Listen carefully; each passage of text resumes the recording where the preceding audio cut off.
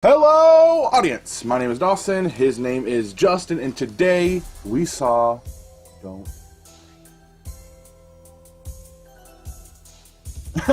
And so, Don't Breathe is directed by Fede Alvarez and stars Stephen Lang, Jane Levi, and Dylan Minty.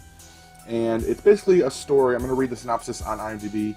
A group of friends break into the house of a wealthy blind man thinking they'll get away with the perfect heist. They're very off. This movie has an 8 out of 10 on IMDb, and the rest of them, I believe Metacritic is like 77%. And yeah, so Justin, I will talk way too much in the beginnings and the ends and everywhere else. So tell me what you thought about Don't Breathe first. So first I want to say it's listed as a horror and thriller. Horror is not the word for it. Thriller definitely is. It is a mind movie. It psychs you out. It's a psychological thriller through and through. And goddamn, I have not been this scared about anything in the longest time. Like, it was an excellent story through and through. The sound was amazing. There's plenty of things. Like, I was avoiding the trailers for this because the trailers scared me. I get scared kind of easily, and I was avoiding trailers, and so I didn't really know much about this movie going in. I just knew it was called Don't Breathe, and I knew it was a spooky one. And I loved it.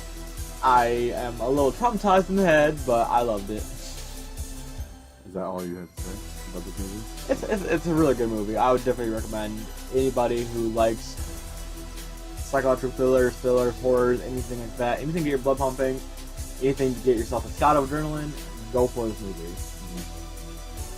So I want to read out the tagline for this movie. This house looked like an easy target until they found out what was inside. That's 100% what happens in this movie. So I really enjoyed this movie. We were in a group of 5 people. 3 of them were ladies, and they definitely were having the worst time. Justin over here was screaming in his chair the entire time. I really enjoyed this movie. It is probably my favorite psychological thriller I've seen ever. Above Saw? Above Saw? Saw gets repetitive with the 7 movies they have. Saw kind of turns into how ridiculous can these deaths get. Yeah. The first one is very like, oh, that's kind of fucked up. Like, you're trying to see who Saw is, who the game maker is. Who Jigsaw is. But after that, it's kind of like, okay, alright, this is the same old movie. But this movie, I never want a sequel. I never want to see what happens next, because it kind of ended perfectly. I mean, I wouldn't say perfectly. It did end perfectly, because I would, okay, here's the spoiler. This is a spoiler review. This is a spoiler review. He's alive at the end. Yeah. The blind man. That's his character's name. The blind man. He is alive at the end. He was hit in the head from like 3 different angles with a crowbar. How do you fucking live that? And then he shot himself when he fell on his gun. How do you fucking survive that? And plus, that fall was a good like 5 feet fall. 5 feet? Oh no. No, that was a 10 feet. 10, 15 feet fall. Because they had that ladder there. It's a farther fall. But he should have died. Oh, definitely. I feel like it would have just given more justice to the characters and given more justice to the story. That's the only part that in the movie that I'm really kind of like, okay, he's alive, I guess. But Stephen Lang as the blind man was so intimidating. Because it's not even like he was... There's monsters like Freddy Krueger and like, Jason, Jigsaw. There's, all the Universal monsters. Like, there's so many monsters in movies, but there's not enough people. There's not enough, like, absolute, like, literal, this guy could be living next to you. Oh, yeah, this guy exists. Like, there's not enough of those people in movies. Like, there's, like, murderers and psychopaths. But this guy... He had a story and a reason to be He had a reason why he acted the way he did and why he was, And they never blatantly, he never...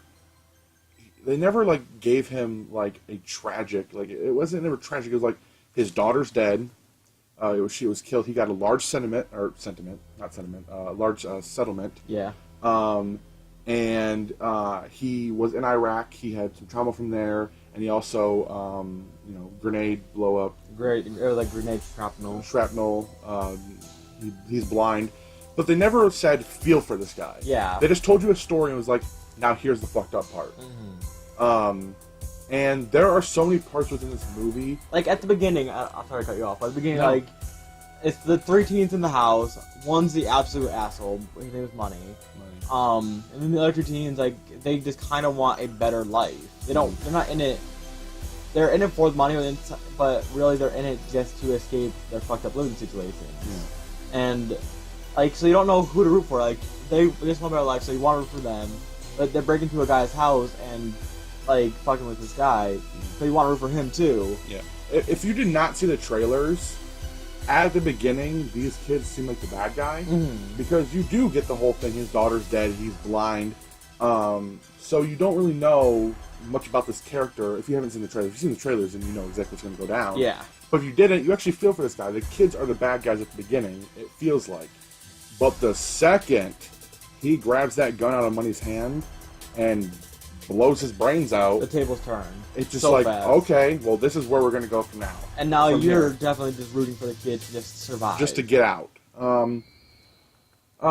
So throughout this movie, you get to see Jane and Dylan's characters kind of, go from the basement to the upstairs, basement upstairs, through the crawl spaces, through the vents, and they're trying to escape this place that is locked down. Yeah. Like, this thing is like a penitentiary. Like, there's no way to get out of this house that, it just seems like it'd be such an easy thing to get in and out.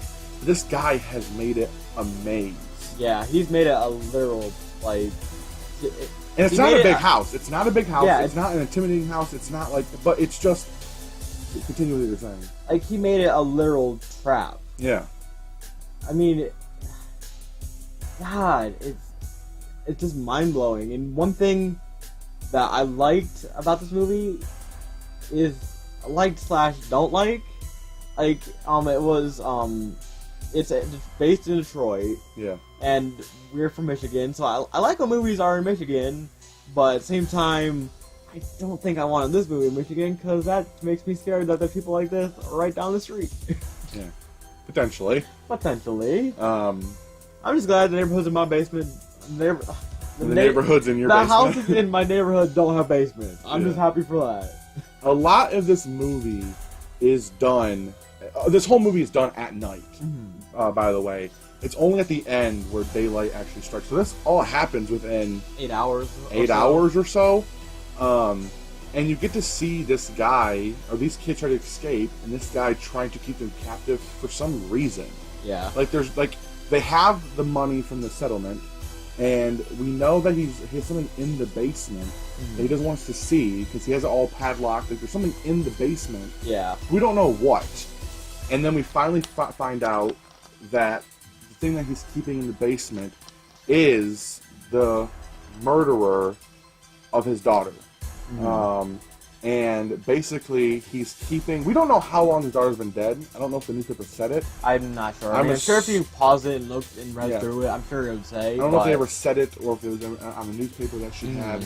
Basically, this guy was keeping her captive because he impregnated her so that she took away one kid, so she's going to give him another one.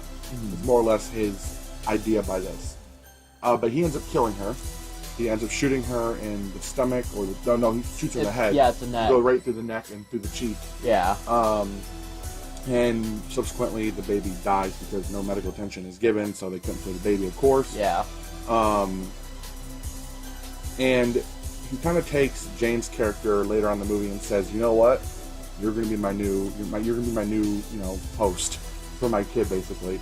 And that whole, it only happened in like 15 minutes, but it felt like that was like the biggest part of the movie. Yeah. Because it really showed how fucked up this whole situation is. Like, Mickey's dead. He's been beating up these kids, keeping them captive. Like, he's shooting, and Like, you can see there's something wrong with him, but until you actually saw that whole scene go down, you never really...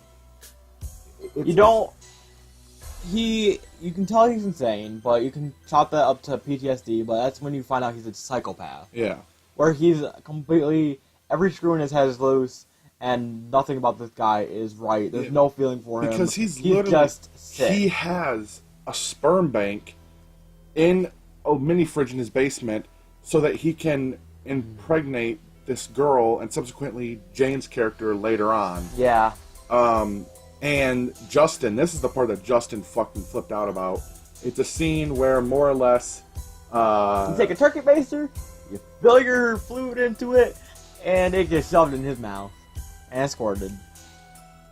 Yeah, Dylan's character, Minty's character, Minetti, I think it's Minetti actually. I think I've been saying Minty, but I believe it's Minetti. Yeah. Now that I'm thinking about it.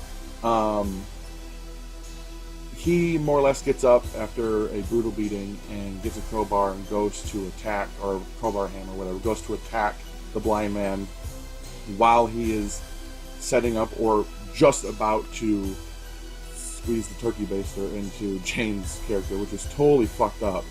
It's one of like it's jaw dropping when you see it happening.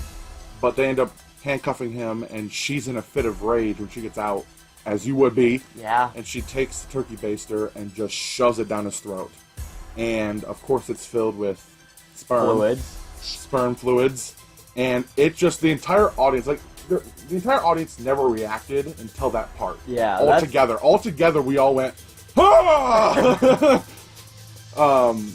But all in all, if you haven't seen Don't Breathe, or if you have seen Don't Breathe, what are your thoughts on what we've said? What are you going to see it? If you have seen it, what did you think? Because this is a movie that is so fucked up.